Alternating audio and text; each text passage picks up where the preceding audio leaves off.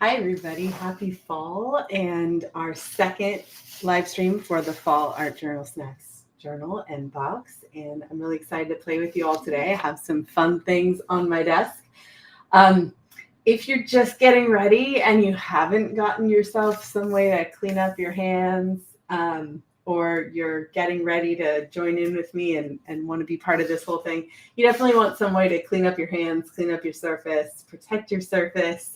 This is not a class that you want to do maybe on your couch, but you're welcome to watch on your couch and do whatever you like along and get ready for a mess later. So we are going to get a little bit messy.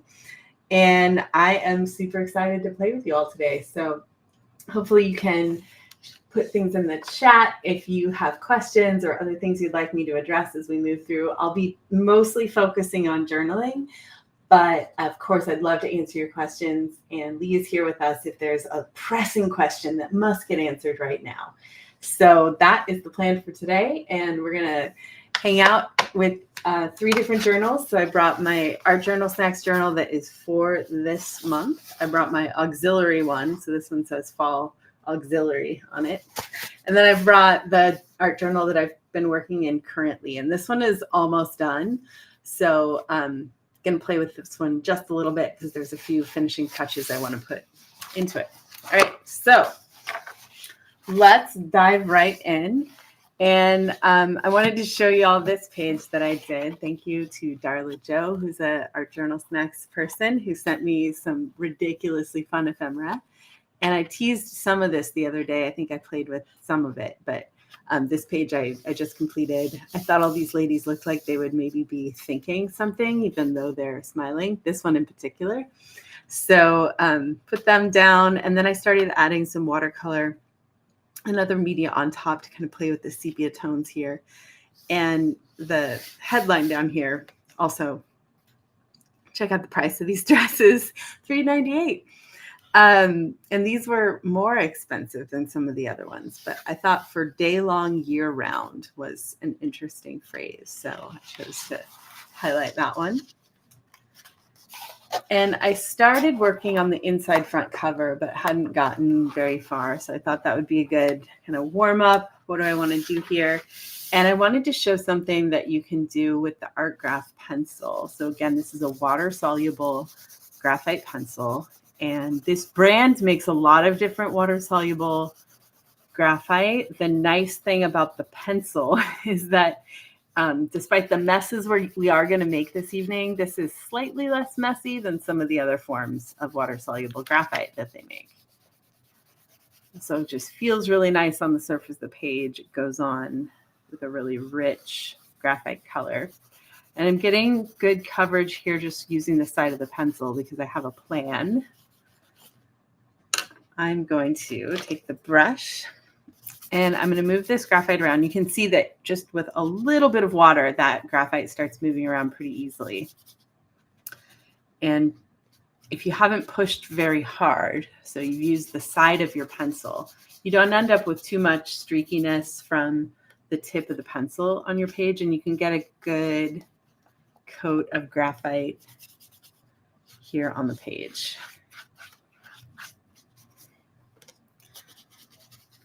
And it'll puddle a little bit, especially because this page is slightly curved, but that's all right. Okay. And then if you wanted, while the page is still wet, you can go back in. You just have to be a little bit careful because as you can see, the wood on the pencil will mark up the edge of the paper a little bit there. But it will not be the end of the world for what we're planning on doing with this page. Okay, so believe it or not, I'm going to stop there with this one because I'm going to set it aside. And actually, I'm going to set it kind of close to where my heat is on so that that can dry because I wanted to show you something interesting that we can do with that. So if you don't have your eraser with you, you'll want to have your eraser around. And I wanted to find another blank page here. This is in my auxiliary ArtJournalSnacks journal. And some of these pages I've prepped but haven't really decided what to put in them yet. So this is white crayon and some other media with some watercolor. And it wants to have something here, but I don't know what yet. This is another page that I finished the other day that I liked the brick here. And so I did a whole page just based on the imagery here from this little piece that I cut off from something else. Here playing with Olo markers. Lee and I were just talking about these, and some other mixed media. And then the bleed through on the back side. So this page I thought would be a fun one to play with the back and forth between. This is alcohol ink marker, and then we're going to go back to the Ecoline markers. One of the things I've been having fun playing with is how you can combine markers that in their initial application to the page can look similar, right? Because alcohol ink markers and these Ecoline markers are very vibrant, they're very juicy, they put a lot of pigment onto the page. But if this was alcohol ink, then it would just stay in that spot unless I used a clear blender. But here I can move it around quite a bit with water.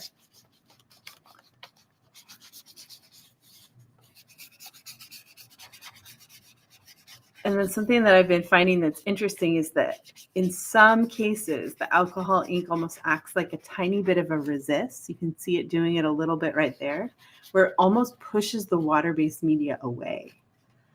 And I'm just having a lot of fun combining those things, where the intensity of color is very similar, but the behavior of the media is different. Okay, so into this, I'm gonna take this. This is like a cheapo, slightly dried up marker that was in a box of things that someone donated. So just to show you that while I love myself some good art supplies, I also am not too proud, despite the PhD, I'm not too proud to use any old thing that I find in combination with high-end art supplies. And in an art journal, what that does is really gives you this lived-in look, right? This like, this is real life. This isn't a performance. This isn't, I'm not doing this for you. I'm doing this because these media feel fun to combine to me, and they're what I have around, right? Because I think sometimes, especially when we get these beautiful boxes and we have all these wonderful materials, then we think we have to journal only when we're in the presence of our materials, right? What I really, really hope that you are taking away from all of this time that we've had together and all the things I've been sharing, I really hope that you learn that you should take your art journal with you everywhere, even if you only have a ballpoint pen in your bag, or you're borrowing a pencil from wherever waiting room you're sitting in. That journaling can happen everywhere.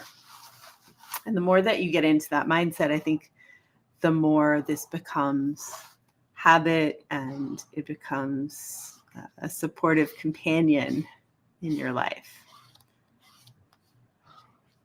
So I put this marker onto my desk because it seemed to be fall colors that I thought would play well. And also because it's a leftover that was like in the bottom of a box. I'm not concerned about drawing with it on wet paper. And I'm really liking what's happening. Interestingly, the drawing on wet paper seems to be reactivating it a little bit. So don't totally give up on that thing that you find at the very back of your drawer or in a backpack you haven't opened in years. There might be a way to at least get a little bit more pigment out of it.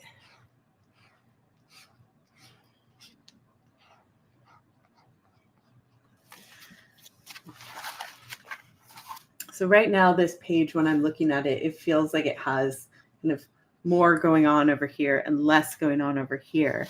And this is where I usually think about a couple different things. I think, do I want to take the media that I've been using on this side and bring it over here? Or do I want to find a way to take maybe some of the color in a totally different media and make that work? And so I think that's what I'm going to do.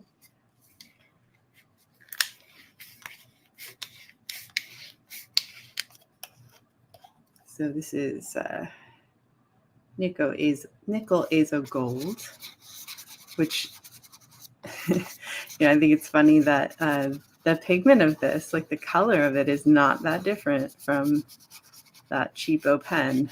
But don't tell anybody in the pigment world that I said that, because these are my very, very favorite range of colors. And the fact that they're going away is very sad to me. So you cannot replace it with the cheap marker in my heart. Okay, and I'm doing this kind of brushy, rough mark making because I want it to replicate a little bit of this line work over on this side.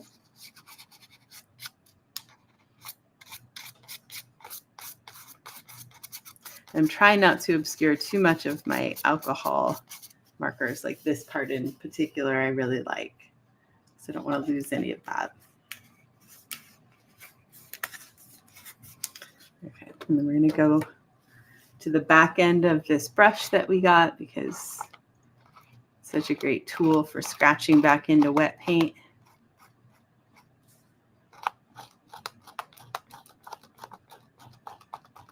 And so now we're getting a little bit more of that pattern over on this side and helping both sides of this page talk to each other.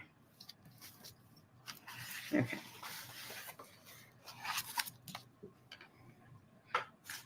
So for this page, because there's only a little bit of acrylic on it, I'm just going to put some wax paper here. Some well-loved, well-used wax paper.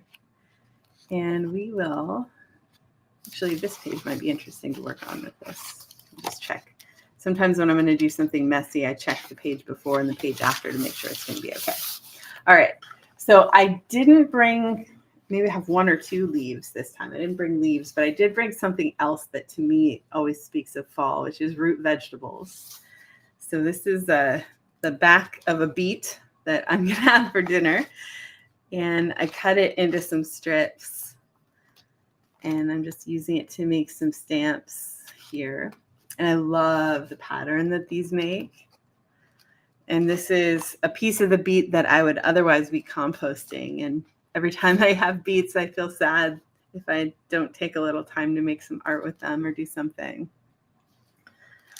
So I'm just using this straight onto the paper, which means that the color will change because I'm not going to go through the whole process of treating the paper and then treating the beet afterwards. But if you like, there's all sorts of interesting tutorials you can find online for how to do that.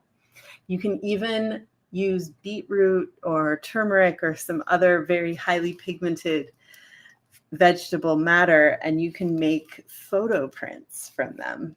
So like a sun print, but with beet pigment, which is really cool.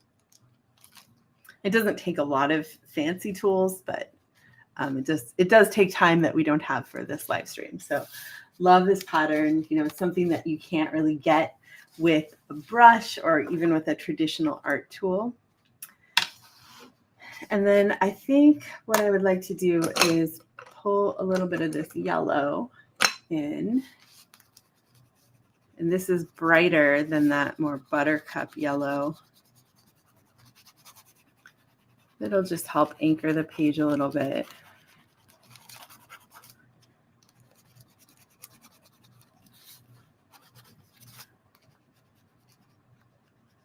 I like the way that this kind of rope pattern on this wallpaper almost looks a little bit like what's going on with here with the beet. Take a little bit of this yellow onto this other yellow so they can start to talk to each other a little bit.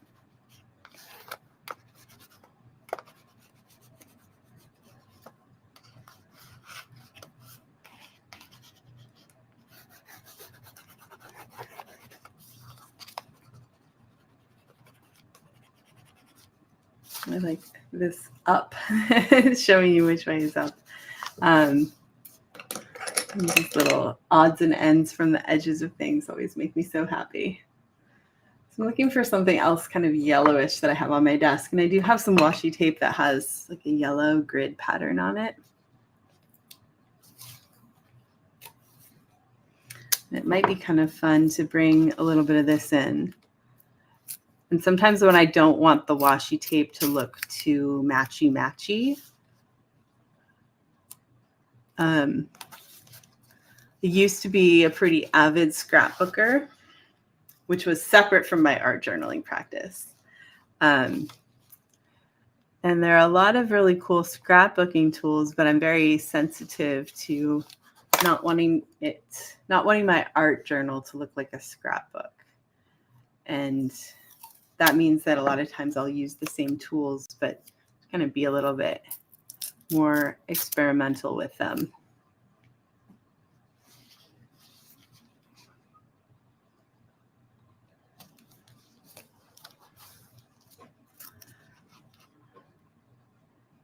And if you're wondering, yes, my scrapbooks were also full of ephemera. I actually started doing that practice before I started art journaling.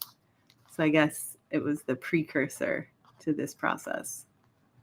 I was also editor-in-chief of my high school yearbook. So it's kind of like institutional art journaling or scrapbooking, right? Okay, I need one more little, well, I guess I have 5 there. Hey, Erin, Feels like I need a little bit more. Yeah. Hey, looks great. We got a question in the comments about what you're using now. The yellow, is that neo color? Oh, it is this. It's some kind of waxy crayon-like stick that was broken. But I'll show this. This is because someone just asked me about this on Instagram. Many of you have heard me bemoaning the end of the Prismacolor art sticks, which was really sad. And there is a fairly good kind of comparable product that Crayola makes, which are Crayola colored pencil sticks.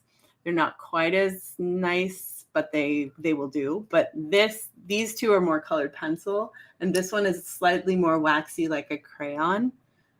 And let's see, I don't know if I have a whole one over here. I don't think I do. But they come in a package of 12, and they go to a point, and they're a little bit hollow on the other side.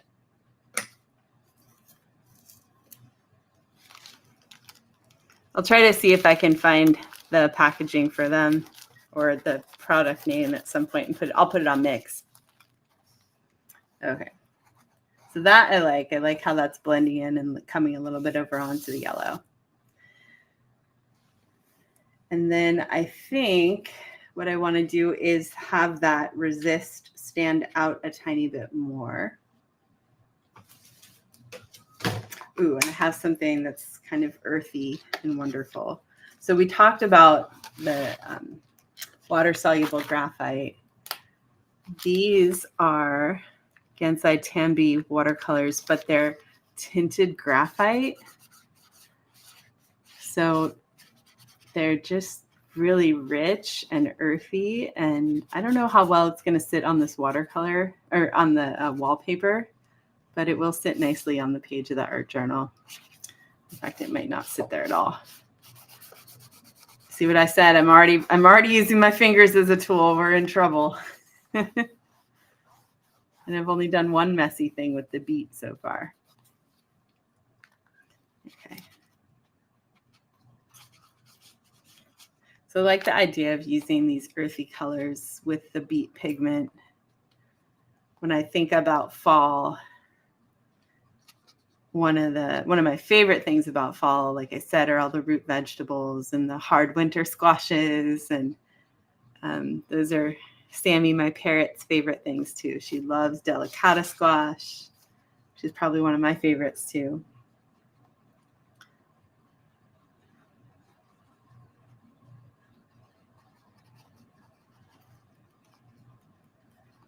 There's something very grounding, right, about these things that grow in the earth that we can eat. So maybe by extension, there's something grounding about making art with them as well.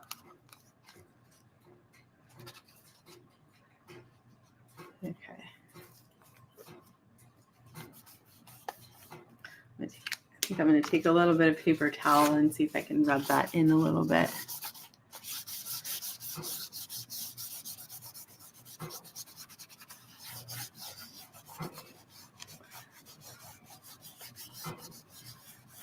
kind of works, but I might end up going back over that later with another media that'll stick on the wallpaper a little better. Surprise, surprise, people don't want you to paint on the wallpaper. All right, let's let that dry and let's see if my graphite it is great. Okay, so this is the graphite from the pencil that I put on here, and I just wanted to show one of the cool things that you can do with the eraser and this graphite. So this is dry. It's on the surface. It's pretty well set, but unlike an ink wash or a watercolor wash, I can go back in with my eraser, and because this is graphite, I can erase a pattern into it, right? So I'm going to erase some lines.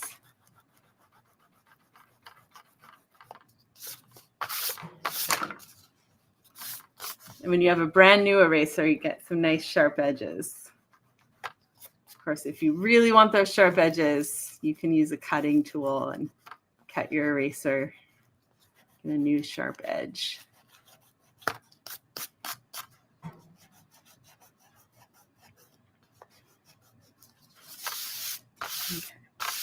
So now I've created a surface that I probably wouldn't be able to get any other way, right? To be able to erase back into this graphite and make graphite plaid.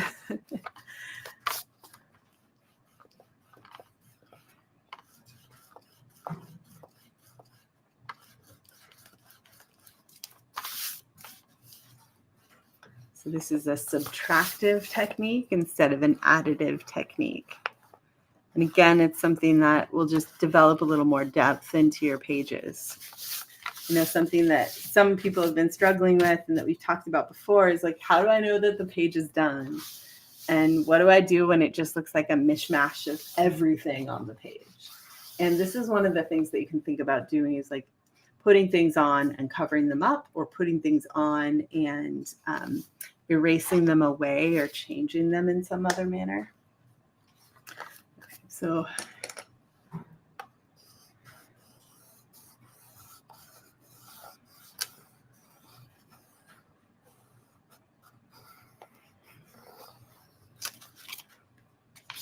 when I add a pattern to something, sometimes I like to then go back in and play with it in a different way.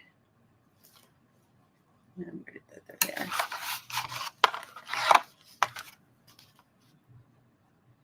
Oh, I was like, what is this little bit? This little bit down here is a piece of water-soluble graphite pencil that broke off when I was using it the other day. And I felt sad for this big chunk of graphite that would go to waste. So we'll just use that as a little tool here.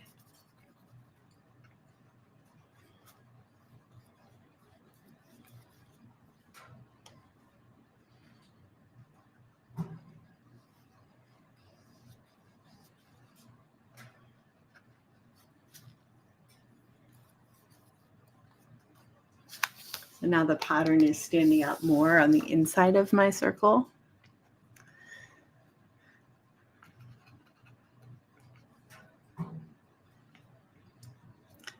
Then I can also go the other way a little bit more.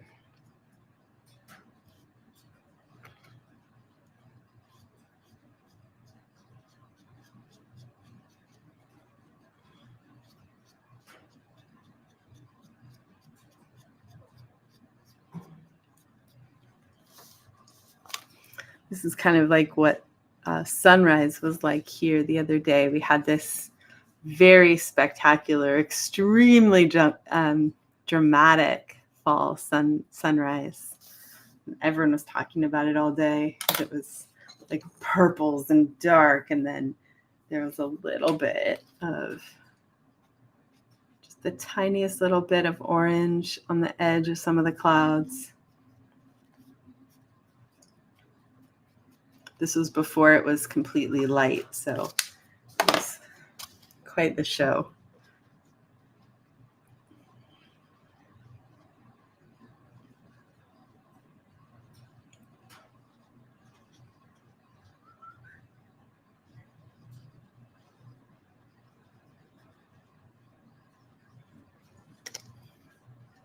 I don't want to lose too much of that graphite pattern there, so I'm trying to blend this out with some water quickly so I don't lose it.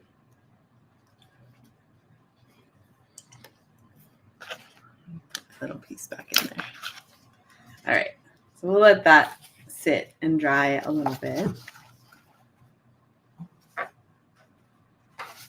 And this is the funny little journal I've been playing with. I wanted to show this piece of ephemera. This is from a new cafe here in Healdsburg, and we went there on Saturday, and I was excited to pull this off of this was around the napkin, around the silverware. I was excited because it's perfect fall ephemera, even though that's just the name of the cafe.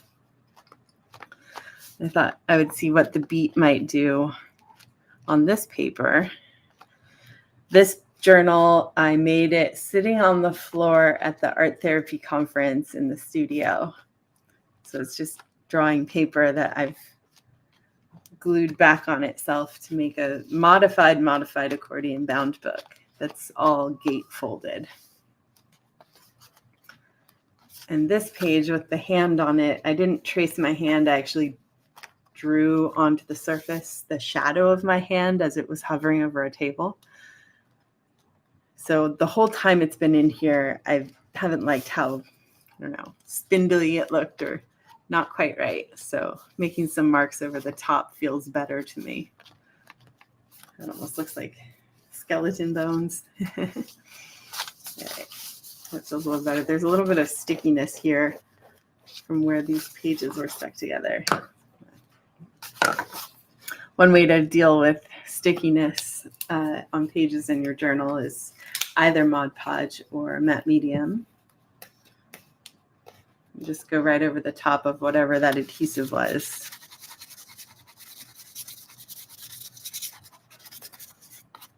And it won't be a problem anymore.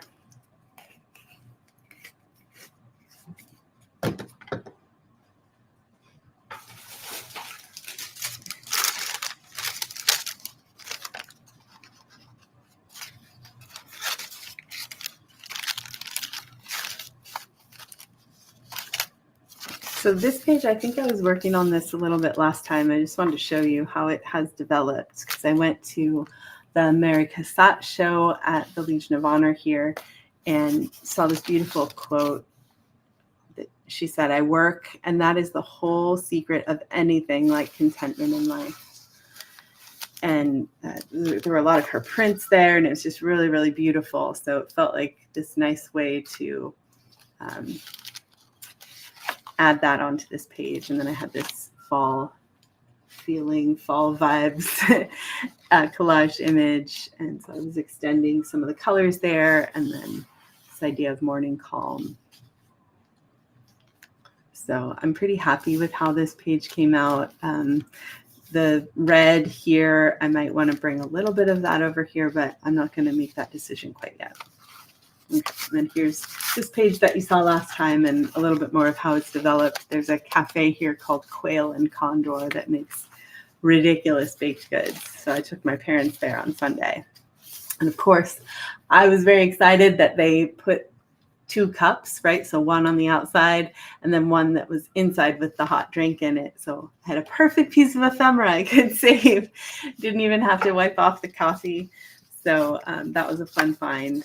And picture from the other day in there. And here's how some of this page has developed. It feels like it needs more, but sometimes when I'm in a journal, I start getting towards the end of it and I'm feeling like kind of done playing in this format. So it's another one I've been playing with. It didn't work for this word, but here it did. That one I couldn't quite figure out how to make all 3 work. Here's more from the Cassatt show and tickets and the show flyer. And this is the leftover piece from this journal. So haven't quite figured out what else is going to go in here yet, but give it a little more time to play with that one. Okay.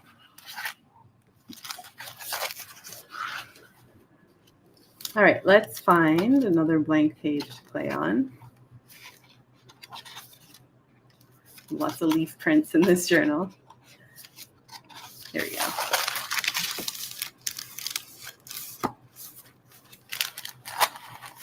Okay, so this is going to be a quick one because I have like the perfect thing, but I don't really know what else I'm going to do with it. But I found this and it was just so beautiful and combines lots of things that I love. So I love ferns and I love acorn and I love vintage enamelware.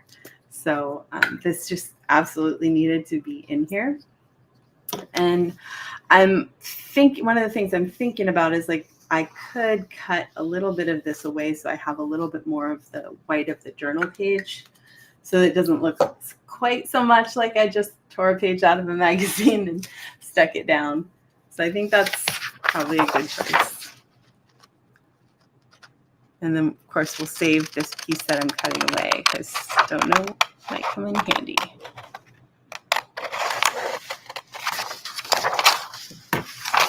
This part I'm going to rip.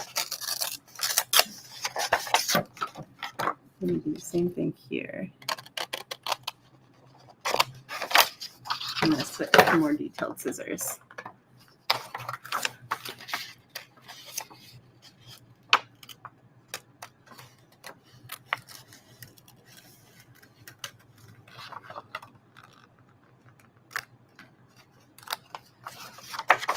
Okay. So even just those two pieces now make me feel like I can have a little bit more fun playing on this page with some other media. So I'm going to fold it here. And again, I like to fold whole magazine pages before I stick them in because I just find it's a little easier to get it right into the edge of the page. And this is why I have lots of these glue sticks around because I invariably use one up. I can't run out of my desert island art supply.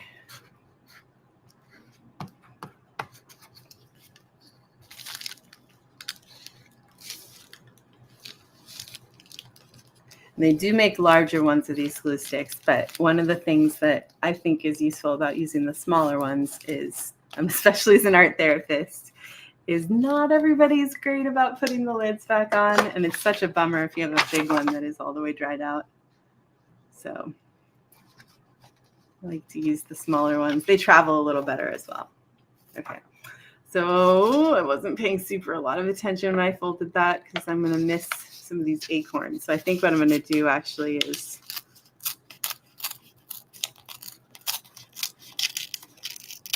rip these guys away, stick this all the way down, and then I can reattach these acorns elsewhere.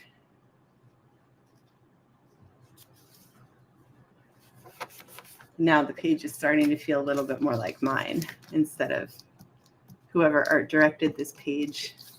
I think it's from a UK gardening magazine my mom subscribes to. Okay, so now we have some glue stick here on the edge of the page. And there's a couple things that you can do if you have like over glue that goes over the edge of something. One of the things that I like to do is leave it and let it dry because you can see that I haven't gotten it on every surface of the page. So glue stick, dried glue stick will also create a resist.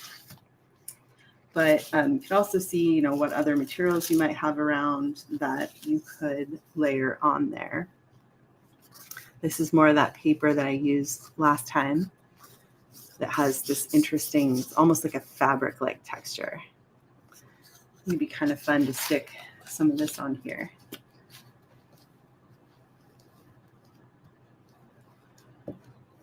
So the next thing I'm going to do is kind of hard on your scissors, but if you wash your scissors regularly, wipe them off, just a good idea. So sometimes if I know I'm going to cut something into small strips, gluing individually each of those small strips is messy and annoying. So I like to glue the whole thing and work pretty fast, cutting this pre-glued piece.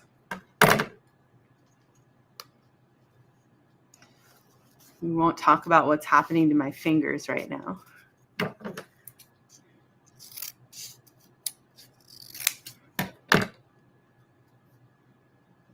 going to tear that one.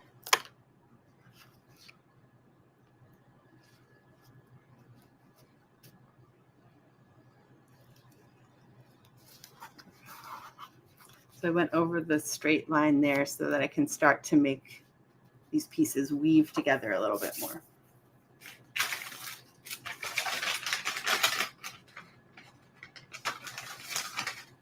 I'm just going to wipe my fingers off a little bit.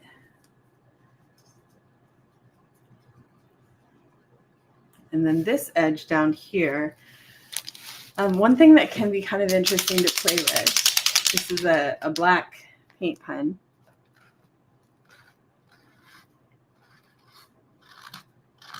To kind of anchor the page, almost like it's sitting on a shelf.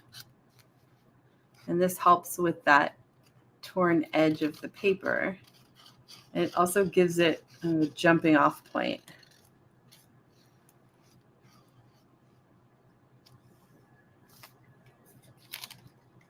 So sometimes I will stack other elements there or write something along there.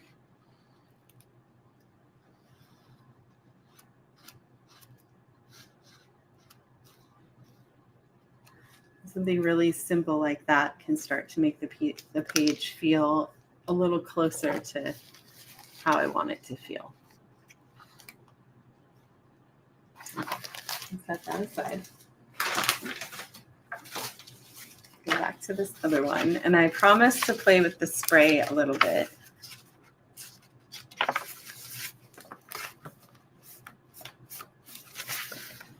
So here's a nice blank page. I'm going to close these watercolors so I don't spray into them. So you want to watch out for everything else, right? Okay.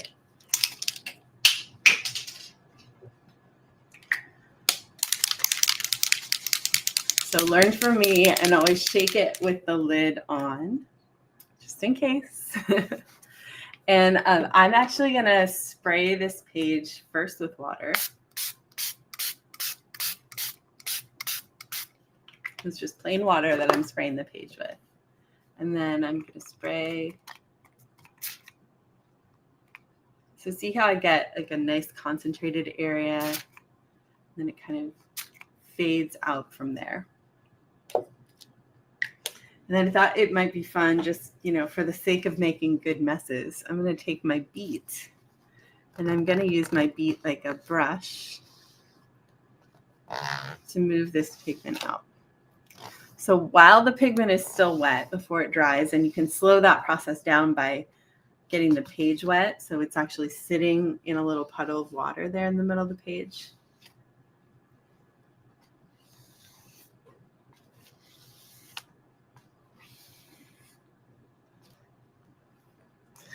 Push a little harder. I think I can get a little bit of beet pigment. Yeah, there we go, on the edges.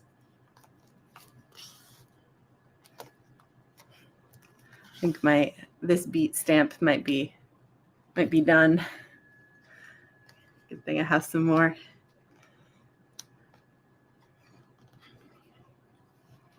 So again, looking for ways that I can start a page that will turn into something else or contain something else. You know, you could put a central image here, or you could use each of these white spaces between the green lines as a place to write.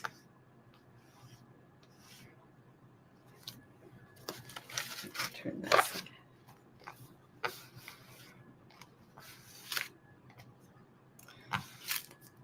If you are printing with beets because you just happen to have one in your refrigerator like me, just know that the color will shift. So this vibrant color that you have today will change a little bit. Okay, so I really like what is happening so far, but I want to play a little bit more with this same pigment. So I'm going to unscrew the lid.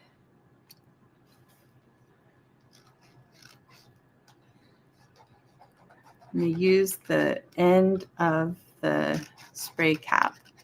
Should do a little bit of scribbling in here.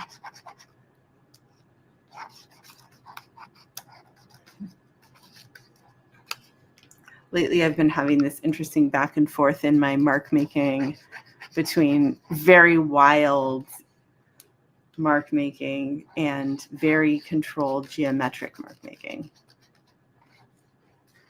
And I think I'm very aware of it because of this doodling group that I think I've talked about a few times that I'm doing with the older adults that I work with.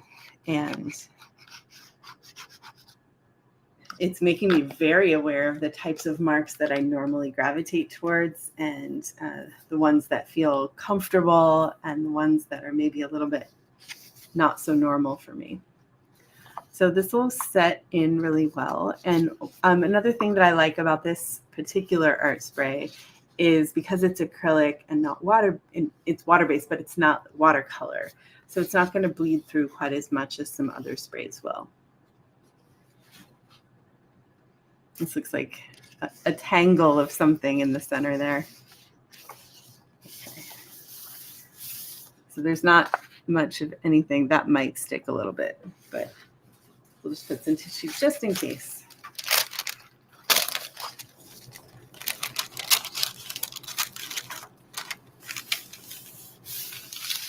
All right, so I know I said earlier that your art journal is not a scrapbook, but that doesn't mean that you can't put photographs into it. So I did something very fallish yesterday.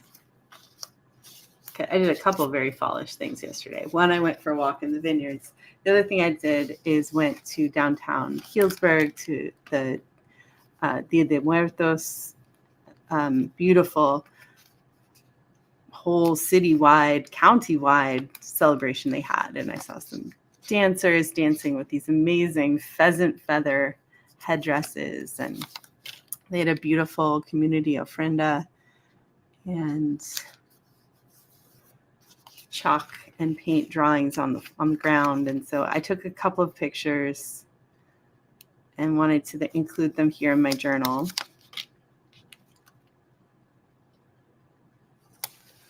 I like the way the color of the flags, the picado flags, and then the color here. And then these are actually all marigold petals there in between these pumpkins. And the day before, I had seen all these volunteers in the square pulling petals off of hundreds and hundreds of flowers to make that. So it was cool to go yesterday and see it all done.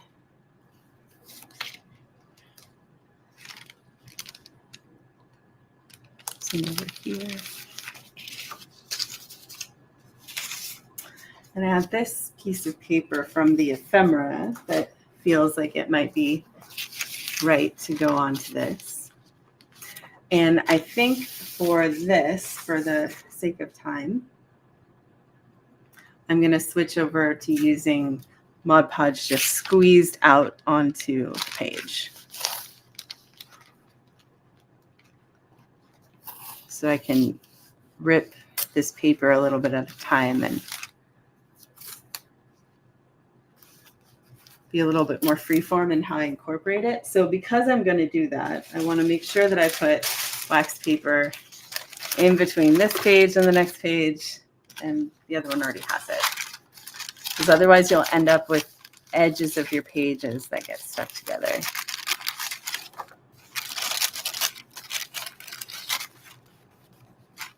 Okay, now I'm ready.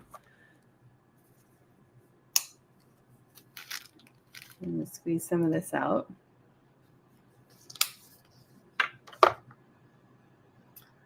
And I'm going to switch to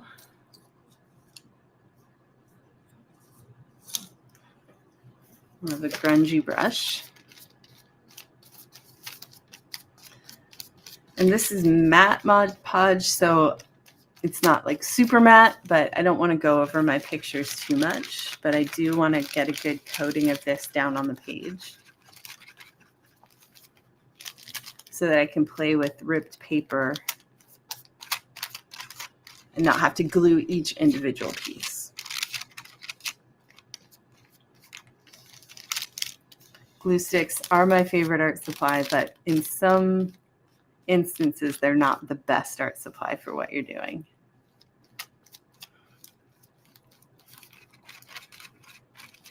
Okay. So I'm going to rip some pieces of this. And then sometimes what I like to do is put a hard edge next to a hard edge.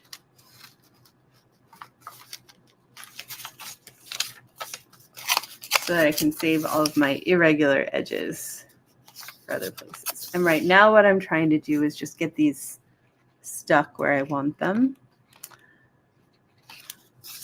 And then I'll probably go over the top with another coat of Mod Podge.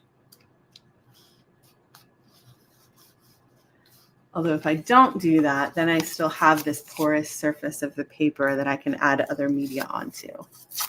So to be determined.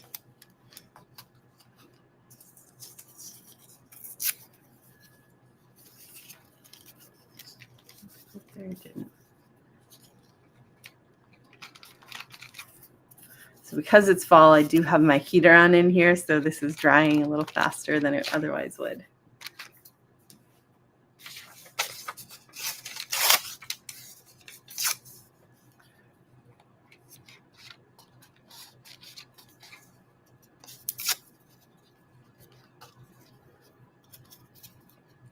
If you're using ripped paper, you know, it's such a balance, because sometimes you'll rip something and it looks a little too contrived. So I like to not look when I rip. And sometimes I like to stick it down without looking at it too, so that I'm not being too matchy-matchy in how I'm attaching the paper.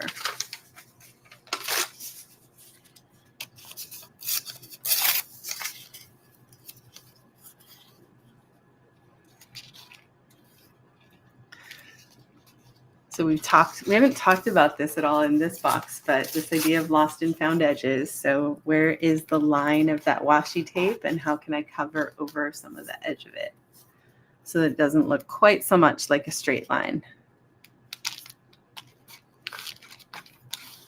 Okay. I think I'm going to save this last little bit of this. And I have a tiny little scrap from that old Sears catalog that has this plaid. And I feel like that's just a nice balance to the very controlled yellow grid of the washi tape.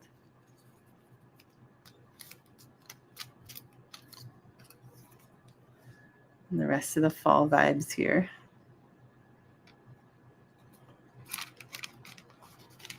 Okay.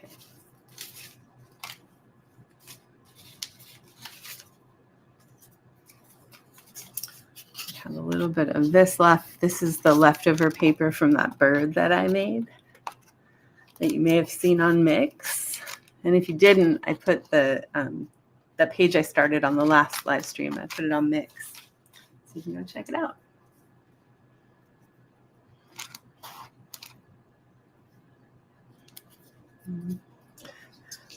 The Mod Podge is starting to dry, so I'm switching to glue stick for this.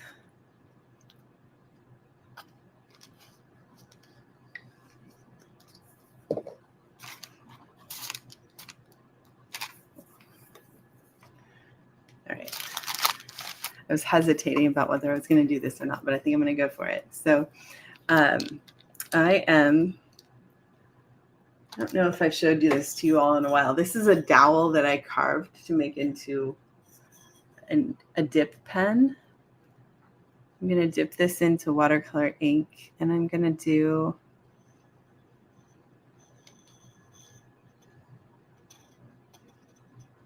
a big version of this flower motif that was drawn on the ground.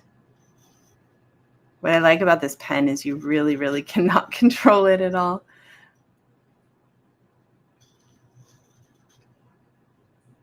Which for some purposes is a really good thing. You get a little less rigid in your mark making. Maybe that helps you be a little less rigid in your life. Okay.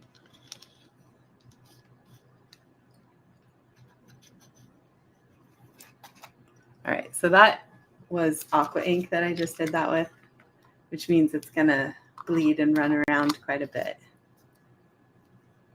Let's set this over here to dry. So I'm gonna switch back to my brush. I'm just going to blend this a little bit. So I'm blending this back into half dry Mod Podge. You can see that the line is already drying quite a bit.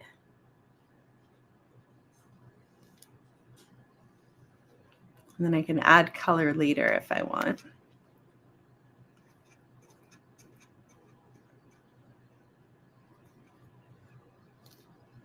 Which I probably will.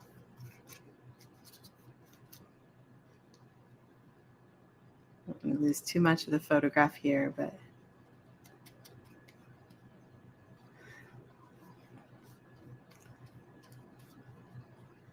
just move a little bit of, oops.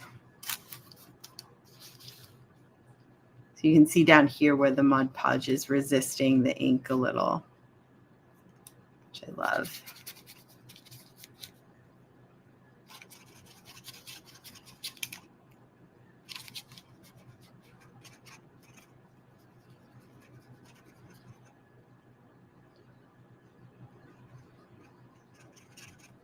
I can use the ink to darken here, the edge of where the pumpkins are sitting on the surface of the garden.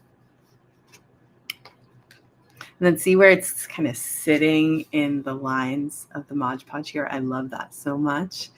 The things like that that you can't possibly plan and you can't engineer.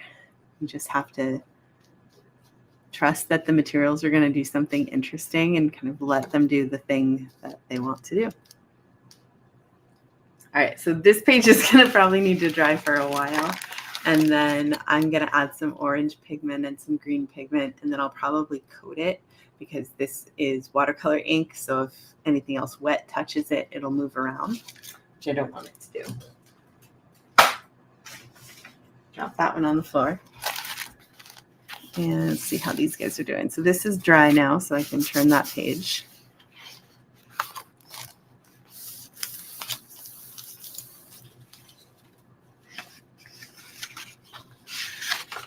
And this is, I think I showed this during Ephemera hour. It's like really funny piece that I just couldn't let the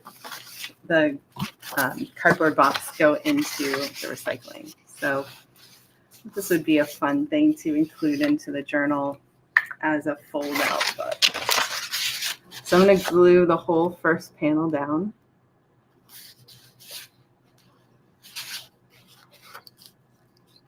I'm sure that our crew that takes care of the recycling where I work wonders why there's so often boxes with weird things cut out of them in the pile of recycling on the floor that I work on.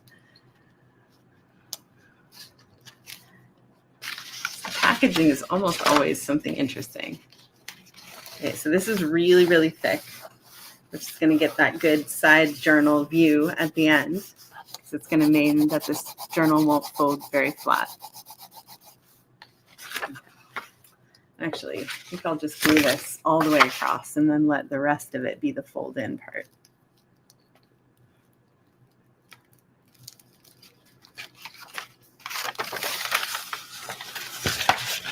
And then the edge of the page. And it's okay if something like this goes a little bit off the edge of your page. I'm going to fold it here.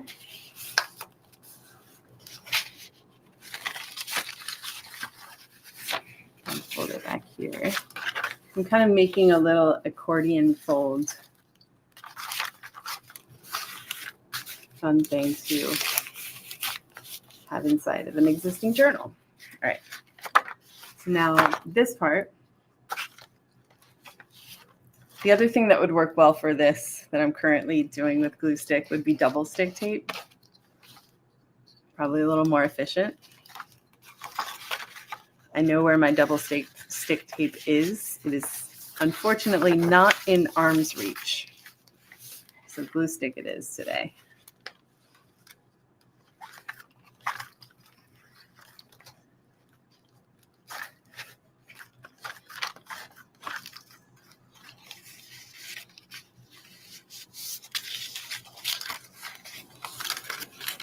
This is the last little funny part.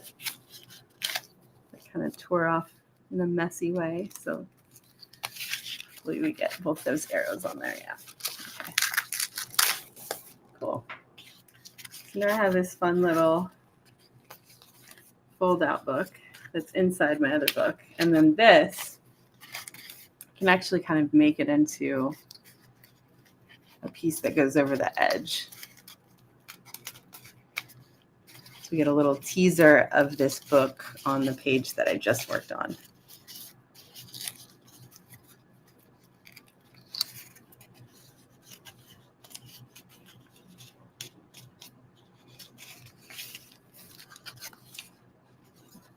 Fun. Okay, I'm going to trim this edge a little bit.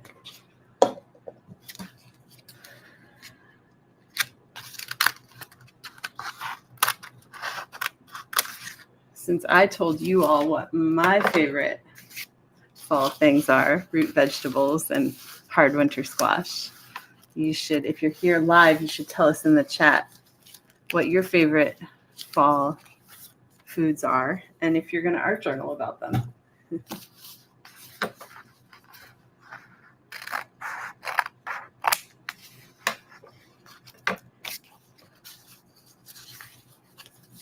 Cool. That's fun. This is my favorite of them. The little, like, I don't know if this is like, don't step on the box because you'll break it, or these are silly shoes. Maybe you should set them on fire or explode them with dynamite. I can't tell what this means.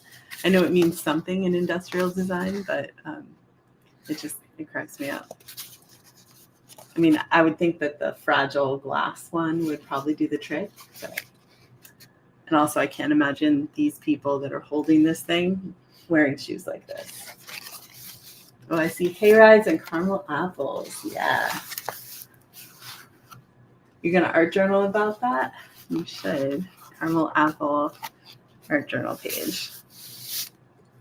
Okay, so a couple other things that I see that are here on my desk that otherwise will just blow away is this piece that I cut off from the acorns. I think I'm just going to stick it here. Because I like the color and I like the texture of it.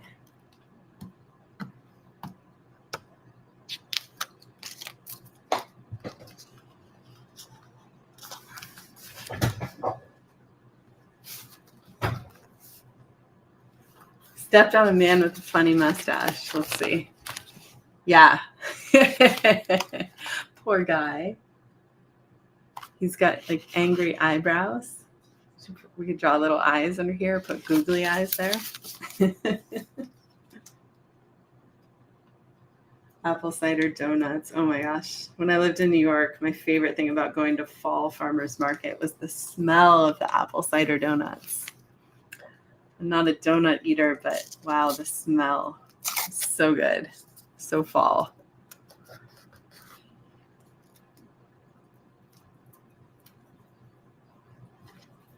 Okay.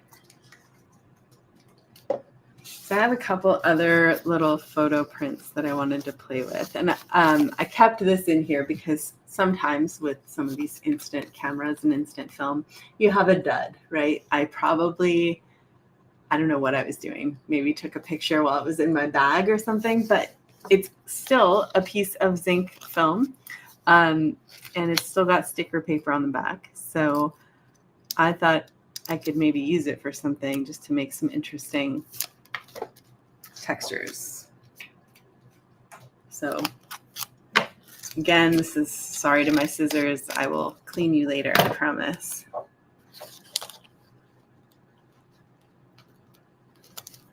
This will help my little flip out book stay in here a little better and create interesting .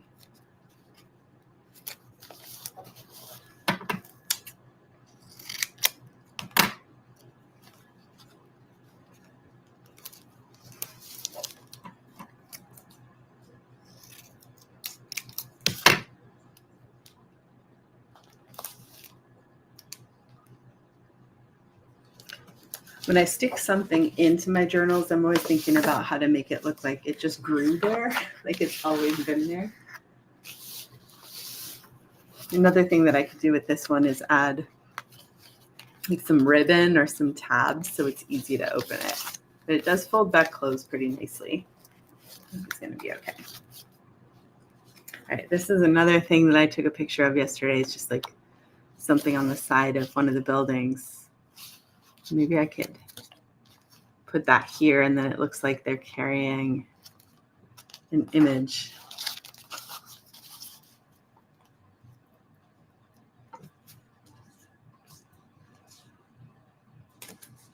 That's kind of fun. Or I could do this one. I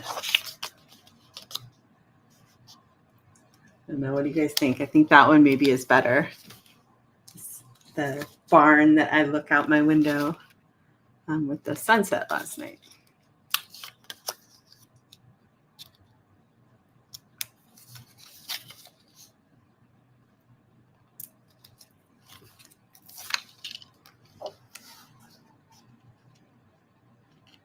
So with something like this, if it's going to go over the gutter, you kind of have two choices. I could shift it all this way and know that for sure it's not going to peel back up, which is probably a better choice. I could, because these zinc photos are pretty thin, it maybe would be okay, but it's kind of annoying when something keeps shifting back over. So I'm just going to extend a little bit of the dark.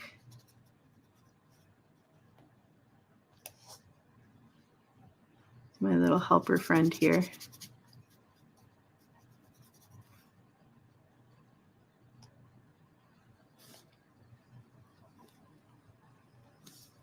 Just so it looks a little bit more like this is filling the frame. So these people are very carefully lifting last night's sunset.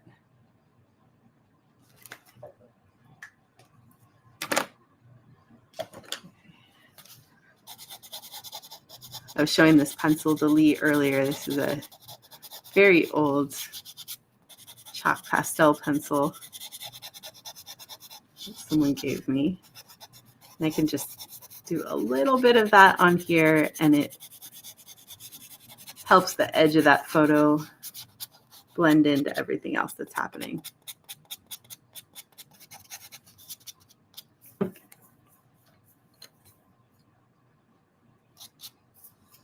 I might go back in later with a little bit more color, but for right now, I think that works.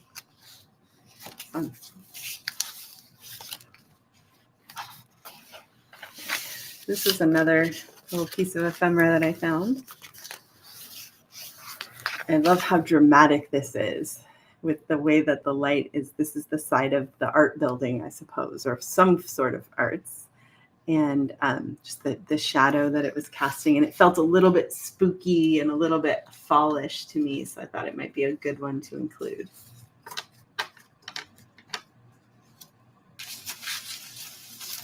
I have. And this feels kind of dramatic as well. Just the color of that. Oh, what I have.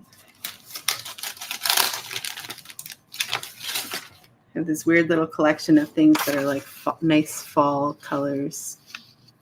And that's kind of interesting because this is all like some kind of housing complex that also looks a little bit like, yeah, it does look like a TV or painting. Yeah.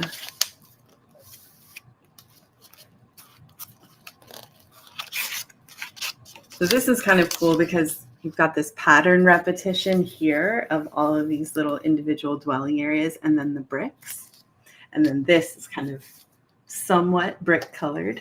So I like the way that these things are combining. And I've seriously had this piece of, I think it's probably from a National Geographic. I've had this pulled out and in an envelope of stuff for a very long time. I think I pulled it out like sometime in spring. And I thought to myself, well, this will be good for fall journaling because it's the right colors. It's just been sitting in various places in the studio. It's been here. I probably took it to my work back and forth a couple times. It may even have traveled. Now it's finally getting to have a home.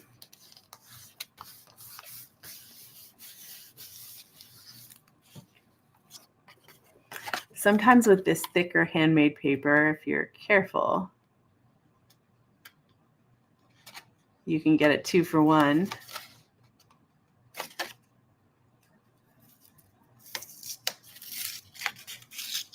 Just have to be a little bit patient. The other thing is about ripping this paper that has like a sparkly surface of some kind. This ripped inside part is going to take the glue a whole lot better. And now I have 2 pieces of it. So I might use them both on this page, or I might save the other one.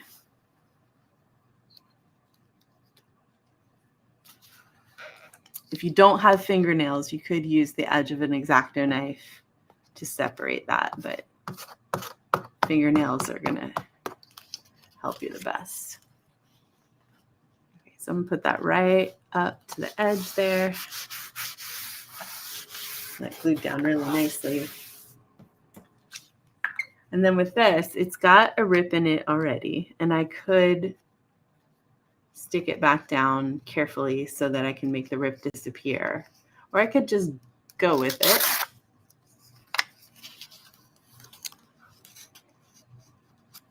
This makes it look like I'm saying something bad about art. Not, I promise.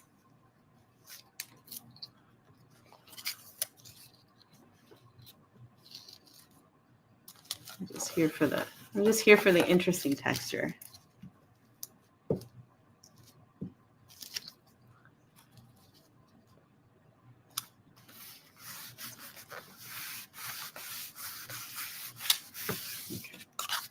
Save that guy.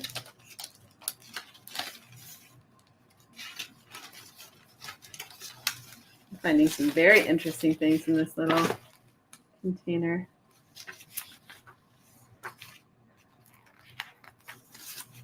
Some snakes. I think I'm going to save them.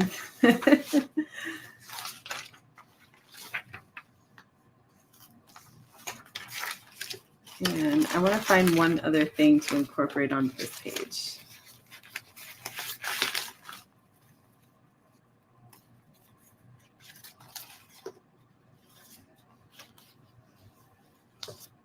That's kind of interesting. Some of you may have also received this.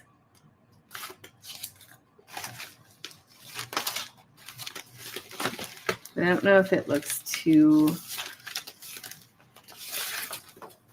handmade. This might be better because this looks more like what these are made from. But then that's getting to be an awful lot of different texture on this page. What I might do actually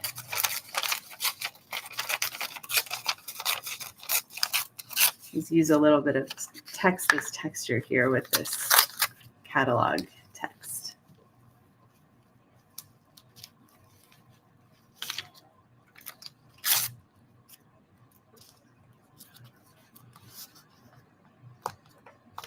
And if I stick it down and wrinkle it, this paper is so thin. So as I'm sticking it down, I'm intentionally putting wrinkles into it, which will make this really neat texture I can play with later. It also helps obscure the words a little bit more so that it's clear that this is not about reading what is written on this paper.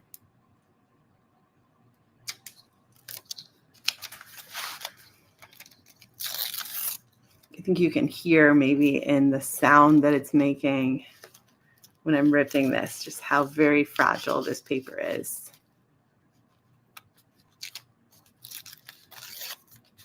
A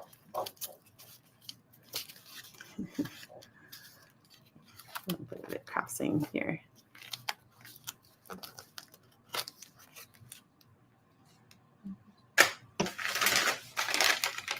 They're very sticky. Okay.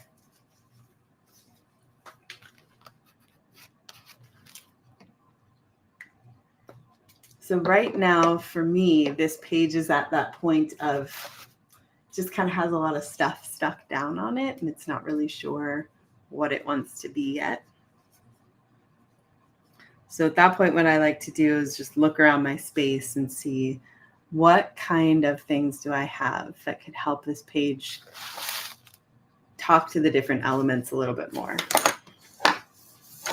Sometimes that means making a big mark, and sometimes that means making some kind of a smaller mark.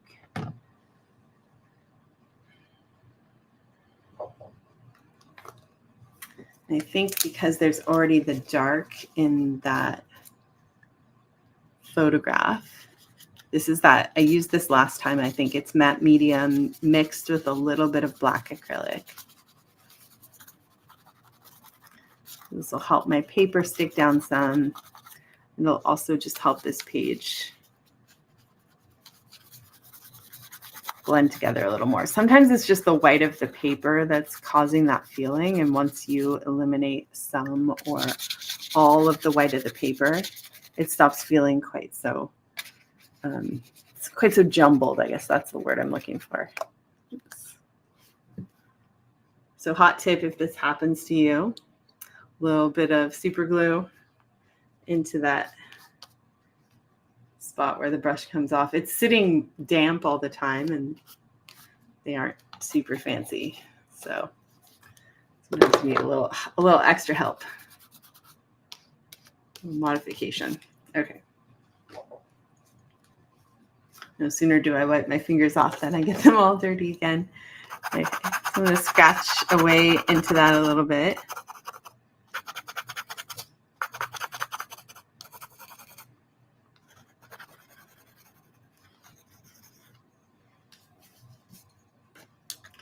And this page still feels like it needs something bigger, but I'm not sure yet what form that will take.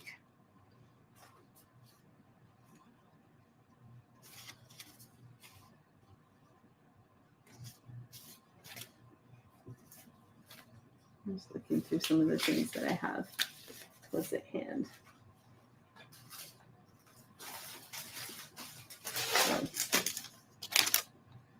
That's not the right thing.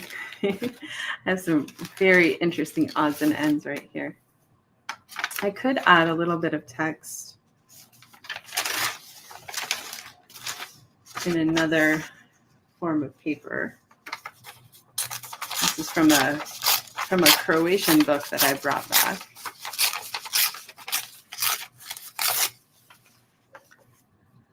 And that might help with the people trying to read what's written on the other text. If you mix in another language, then it's a little less tempting to try to figure out what the pages say.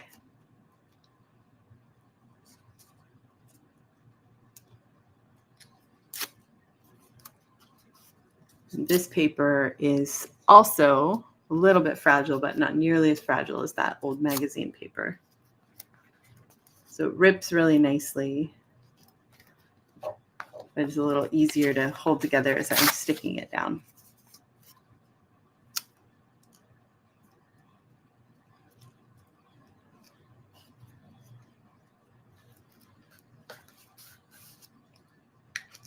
Cool. All right, we're going to let that sit. We'll see how this is doing. So this is starting to dry pretty well. I am going to definitely put some wax paper here, though, before I turn the page. Not just because of the ink, but also because of the matte medium that's still drying. There we go. All right, so since I still have these beets sitting here, and they won't be any good after this, I'm going to see what other kinds of interesting things I can do with it. Sometimes when I'm in my journal, I like to make myself some places to write later. Might as well have some beet line work to write on later.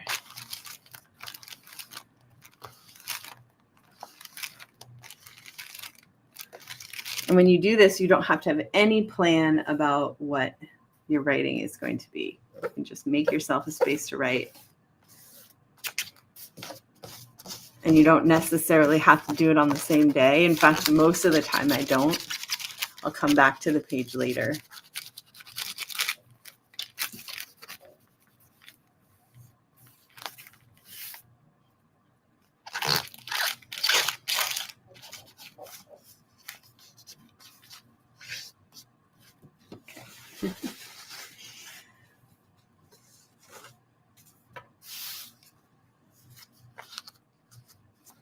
I'm seeing if I have another photograph that I might want to put in here.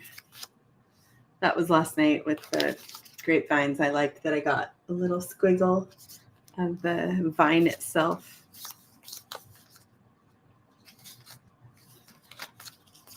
And this one, that's the barn, the side of the barn when I look at it.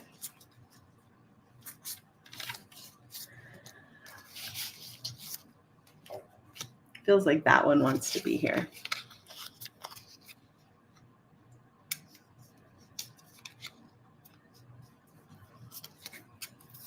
It's one of my things that I'm really loving about fall, where I live now. I feel like I have a lot more season experience here. I mean, where I was living before is really beautiful, but there's just a lot more change in the seasons here that you see and experience and feel because of the huge expanse of sky and then beautiful hills and all the grapevines.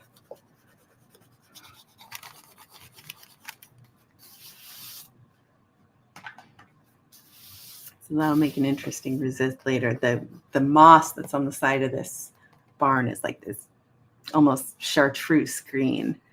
And the picture doesn't really capture it. So I might go in with that color here against where I just put some wax crayon, get a little resist, and then go in and write.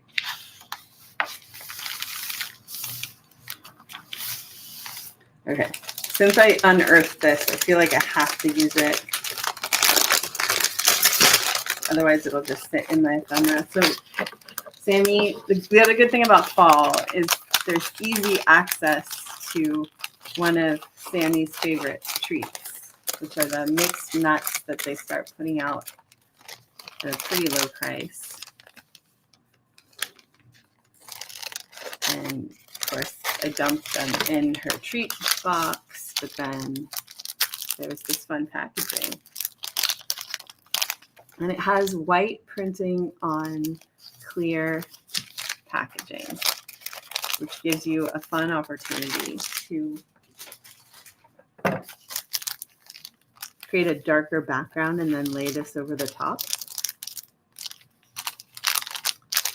And I think I'm going to leave the crinkliness of this side so that it creates a little bit more texture into my journal. And I think this part, we'll let it sit. I'm going to switch to, hopefully, some tacky glue on this side. And then this side, I'll put some acrylic paint down.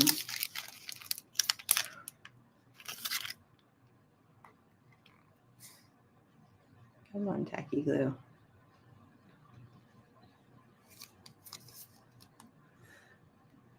This was sitting there during all the hot summer months. I might have to open it up. Yep. Okay, I don't advise what I'm currently doing.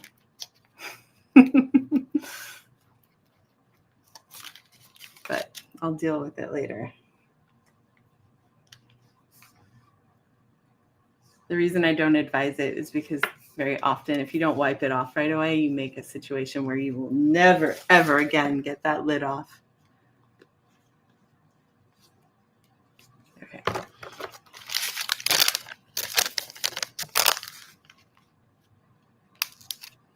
But you gotta break the rules in your art sometimes. Okay, so I'm gonna put this on with some good wrinkles into it. And then on this side, to really make that white text stand out, this is a cerulean blue acrylic that I'm going to use as a glue for the rest of this plastic.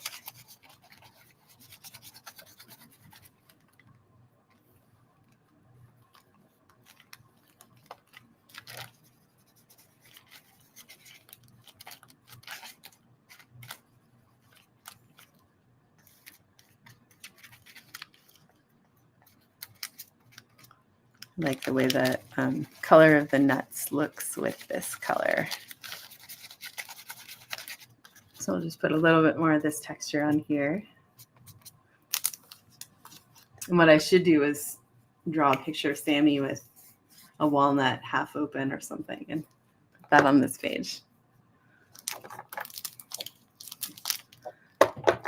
The other thing I could do with this edge of the page is it's a good opportunity to take a needle and thread and just stitch along here so that this page sits a little more flat.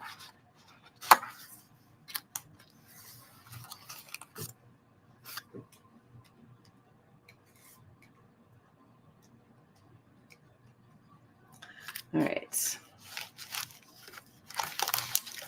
Actually, while this glue is wet, I'm just going to move it around a little bit more. Again, when this glue dries, it'll be a nice resist. It'll help the edge of this packaging disappear a little bit.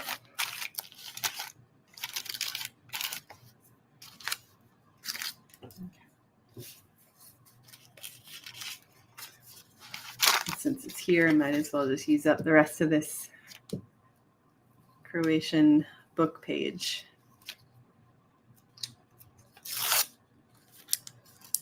Just stick down a little bit.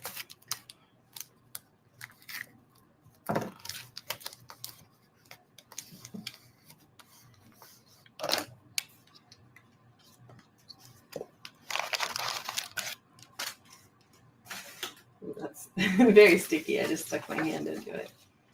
All right.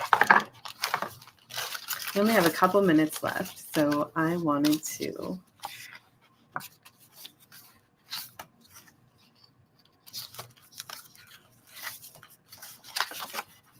this a little bit. So this page, I was just playing with color and messing around with it, and sometimes I just like to put color on page without any kind of a plan at all.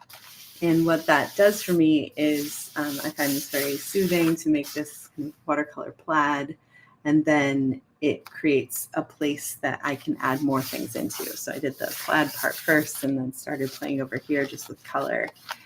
And then it makes a place where I can come back in with some other kind of material. So this is gray mixed with matte medium.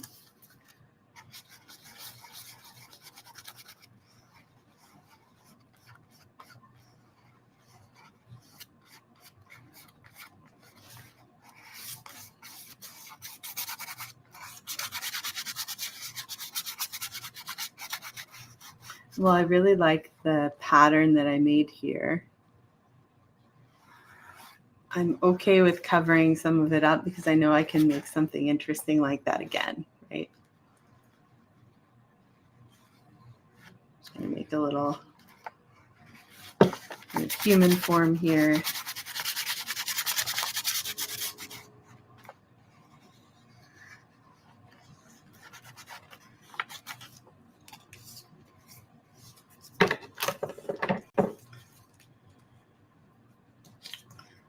That might be kind of funny. Yesterday, I took a picture of myself with a hood on because it was raining a little bit when I was downtown. So it might be kind of funny to stick me in the hood just right onto this.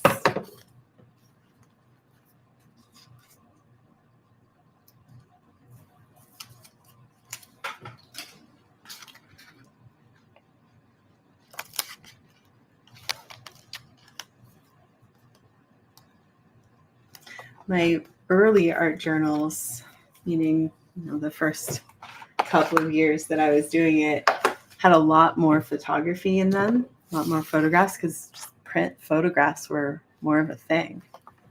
So I appreciate having ways that I can still get that with like zinc and to some extent the thermal printers, although they don't thermal print things don't play super well in art journals just because you have to be careful what other solvents are around.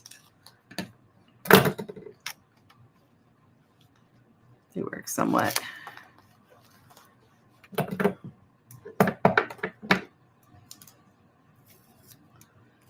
These funny little.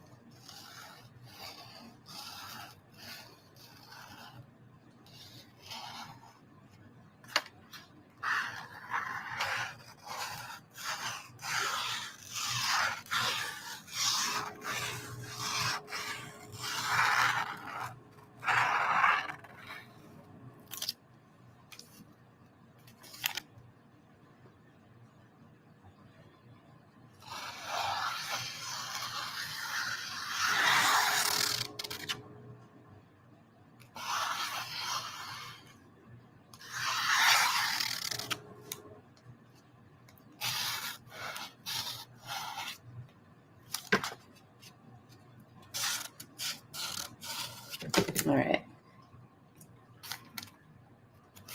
So more to come with this idea, but